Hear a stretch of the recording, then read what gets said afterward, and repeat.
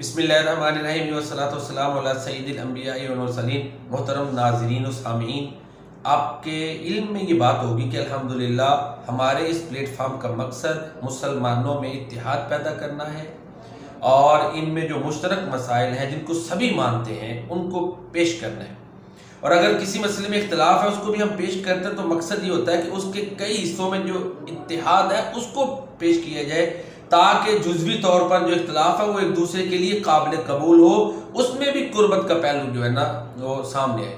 تو آج انشاءاللہ العزیز ایک مشکل ترین ٹاپک ہے جس کے حوالے سے انشاءاللہ آپ کے سامنے میں چند گزارشات رکھوں گا۔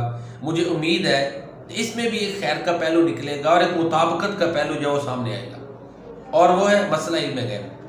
علم غیب کا پہلے مطلب سمجھ لیں کہ غیب کا علم، ان چیزوں کے بارے میں علم حاصل کرنا جن کے بارے میں ہمیں ظاہری جو ہے نا اسباب سے، ظاہری اسباب و وسائل سے وہ علم حاصل نہیں ہوتا، جو علم کے ذرائع ہیں ان سے حاصل نہیں ہوتا، بلکہ وہ علم ہمیں وحی کے ذریعے یا کسی اور ذریعے سے حاصل ہوتا ہے۔ ظاہر ہے وحی تو صرف نبیوں پہ آتی ہے نا، اور نبی وہ وحی بیان کر دے تو پھر ہمیں اس کا علم حاصل ہو جاتا ہے۔ اس کی مثال سمجھے ماضی کے بارے میں جو نبی کریم صلی اللہ علیہ وسلم نے بتایا، حال کے بارے میں، مستقبل کے بارے میں بتایا، قبر کے حالات بتائے، حشر کے حالات بتائے، جن کے بارے میں ظاہری اسباب کے ذریعے علم حاصل نہیں ہو سکتا، تو یہ سب غیب کی باتیں ہیں، غیب کی خبریں جو آپ نے بتائیں۔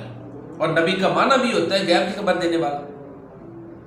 تو تین مقامات ہیں، ان کو سامنے رکھے قرآن کریم کے، سورہ نمل کی آیت نمبر 65، سورہ تکویر کی آیت نمبر 24 اور سورہ الجن کی آیات نمبر 26 اور 27۔ ان تین مقامات کو سامنے رکھیں، انشاءاللہ العزیز کافی حد تک کنفیوژن دور ہو جائے گی۔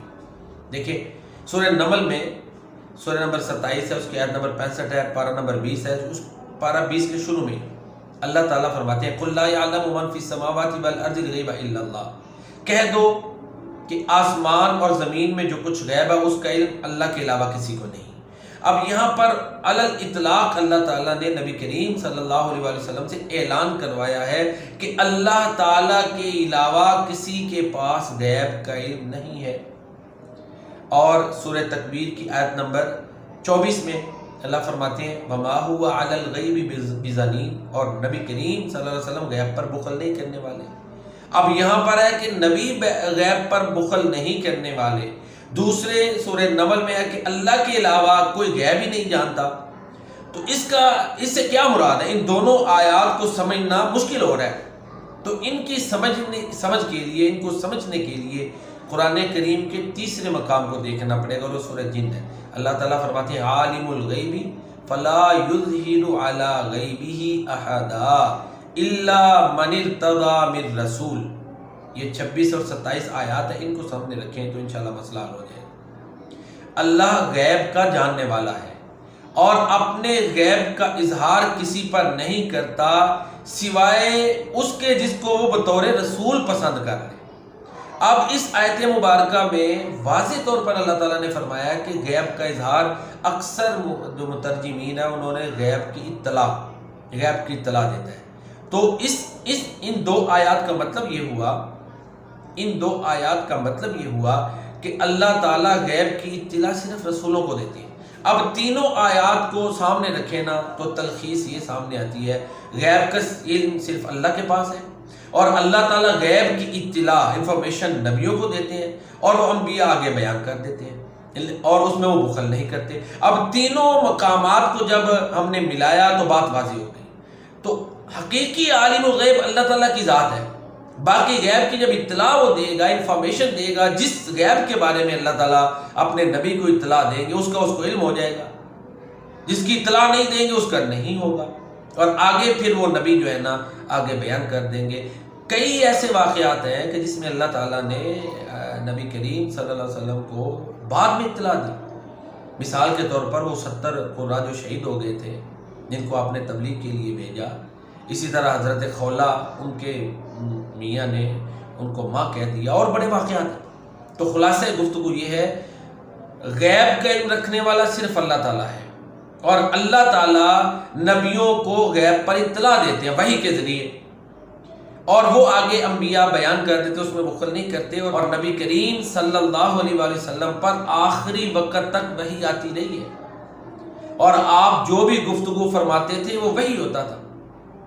وما ينطق عن الهوى ان هو الا وحی یوحی، اور ظاہر وحی میں آپ کو علم دیا جاتا تھا، آپ آگے لوگوں کو جو ہے نا وہ ٹرانسفر کرتے تھے۔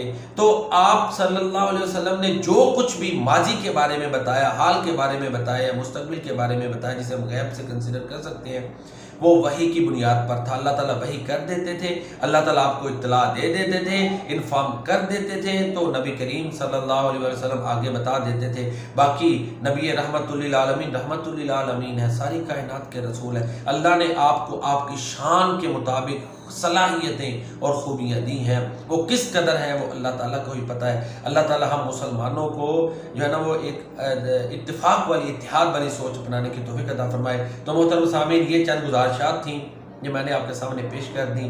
اگر یہ کوشش میری اچھی لگے تو ضرور اس کو پسند کیجئے گا، اپنی رائے کا بھی اظہار کیجئے گا، اور اگر کوئی آپ اس میں اپنی رائے دینا چاہیں تو براہ مہربانی ضرور دیں۔ قرآنی آیات جو ہے نا اس میں مکمل رہنما ہے، قرآنی آیات ہی پیش کریں، جیسے کہ میں نے پیش کی۔